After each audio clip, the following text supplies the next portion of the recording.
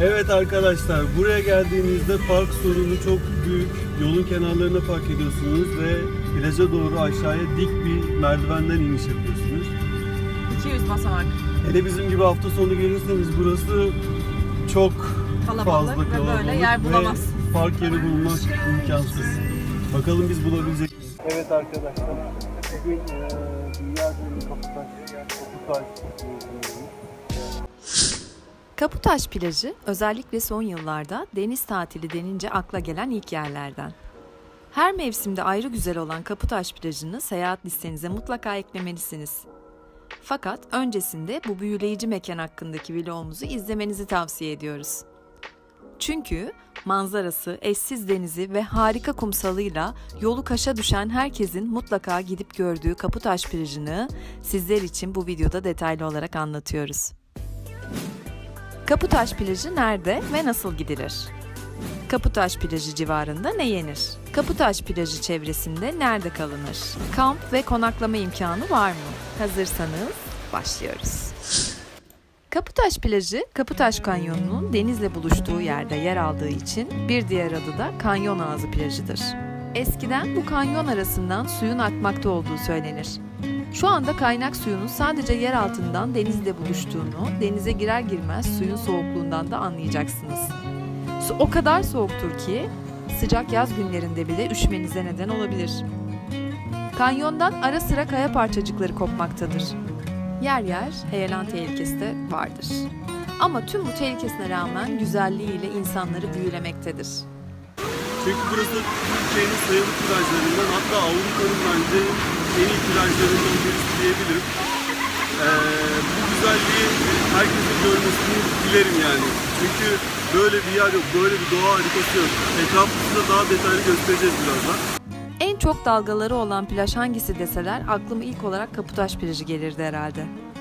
Devasa dalgalara sahip bu plaj Antalya'nın mavi bayraklı plajları arasındadır. Turistler, özellikle de Japonlar tarafından çok tercih ediliyor. İnsanın içini ürperten yükseklikteki plaja yukarıdan bakıldığında beyaz kum üzerine serpilmiş beyaz renkli şemsiyeler ve turkuaz mavisi su güzelliğiyle başınızı döndürebilir. Dalgaların şiddetli çarpması sonucu oluşan köpükler insanın içini yumuşatır adeta. Köpükler içinde yüzüyormuş gibi hissedersiniz kendinizi. Kaputaş'ın bir diğer özelliği de plajdaki taşların sert olmaması, kum gibi yumuşak olması. Bu sebeple ayaklarınızı hiç acıtmaz. Bu yüzden Kaputaş cep plajı olarak da bilinir. Bu arada Kaputaş plajına giriş ücretsizdir. Eğer buraya kadar gelmişseniz Mavi Mağara, Fosforlu Mağara'yı da görmeden geçmeyin derim. Evet arkadaşlar, bu bölgede irili ufaklı birçok mağara bulunuyor. Bunlardan en çok bilinen Mavi Mağara. Bu mağarada daha önce de fok balıkları yaşıyormuş. Ve yalnız bu mağaraya sadece tekne ile ulaşım sağlanıyor. Eğer gitmek istiyorsanız tekneyle ulaşabilirsiniz bu mağaraya. Bu plajın çok önemli olmasının sebebi dağlar, kanyondan gelen tatlı suyun denize karışması. Bu nedenle su çok berrak ve tertemiz.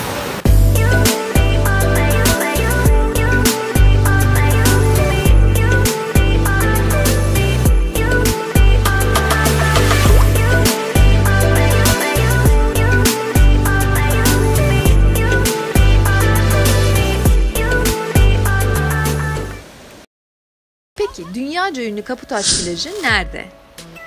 Kaputaş plajı Antalya ilinde yer almaktadır. Plajın Fethiye'ye uzaklığı 73 kilometre, Kaş ilçesine ise 23 kilometredir. Kalkan ilçesine ise 7 kilometre uzaklıkta bulunmaktadır. Kaputaş plajı çevresinde nerede kalınır? Kamp ve konaklama imkanı var mı? Yaz sezonunda kamp yapmak biraz zordur. Bunun için izin almanız gerekiyor. Ama sezon dışında istediğiniz zaman kamp kurabilirsiniz. Plajda duş, WC, soyunma kabini gibi imkanlar ücretsiz halka sunulmaktadır. Sadece şezlongları cüzi bir miktar karşılığında kiralayabiliyorsunuz. Ya da gölge olan duvarın dibine bir havlu serip serin serin oturabilirsiniz.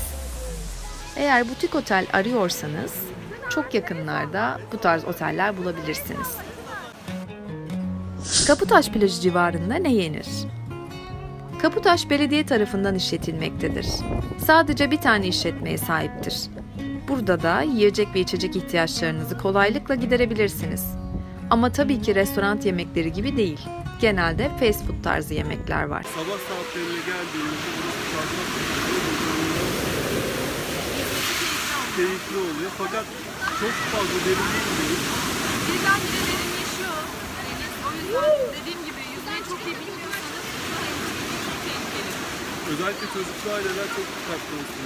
Kıyıdan bile götürebiliyor dalga. Bir de kıyıda şeyler var, taşlar var, kayalar var. Dalgalar çocukları bazen sürüklüyor ve kayaya çarpmasına neden olur. Hatta böyle bir olaya tanık olmak lazım. 3-4 yaşlarında bir kız çocuğu dalga sürükledi, kayaya teğet geçti. Yani Allah korusun bir faciadan korundu.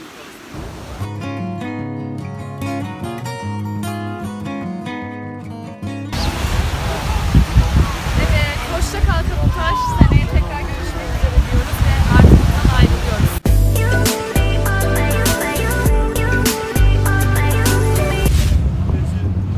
Tek geçelim. Benim hem Kumurcu plajı, hem denizi hem de Kumurcu başka hiçbir yerde bulunabilecek bir güzellik değil bence.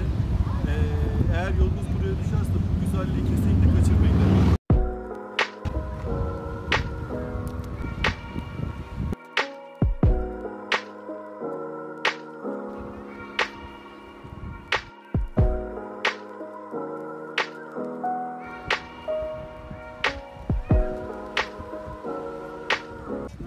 Bu sene de geldik Kumurcu'ya. Seneye de gelecek miyiz? Beğeniyor musun sen burayı? Biz de çok seviyoruz. Beğeniyoruz. Her sene gelmek için can atıyoruz.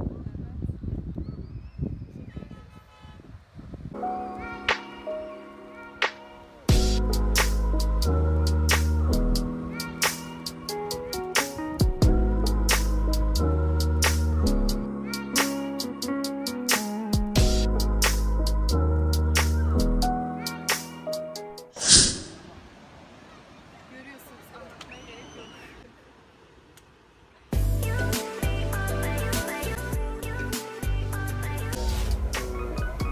Deniz mükemmel gözüküyor. Ece de bir şey rastlamak istiyor.